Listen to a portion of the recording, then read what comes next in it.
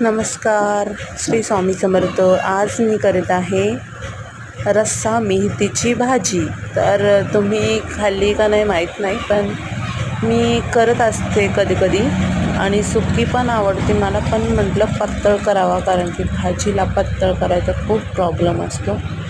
म्हणून आज रस्सा मेथीची भाजी करणार आहे. तर सुरुवातीला मी मेथी निसून स्वच्छ धुवून घेतली. त्यात कढईत 2 तेल पळ्या टाकलं. जिरे चांगले लाल झाल्यानंतर हिरवी मिरची 5-6 लसूणच्या पाकळ्या बारीक करून घेतल्या. मग मेथी 2-3 पाण्याने स्वच्छ धुवून मेथी चांगली परतून घेतली. आता ही मेथीला थोडं मीठ टाकून चांगली परतून शिजवून घेतल्यानंतर शेंगदाण्याचं पातळ वाटण टाकायचं. तेवढं टाकायचं नाही. चांगली डाळ शिजल्यानंतर शेंगदाण्याचं वाटण टाकलं आणि मग गरम पाणी करून मग त्याच्यात सोडलं.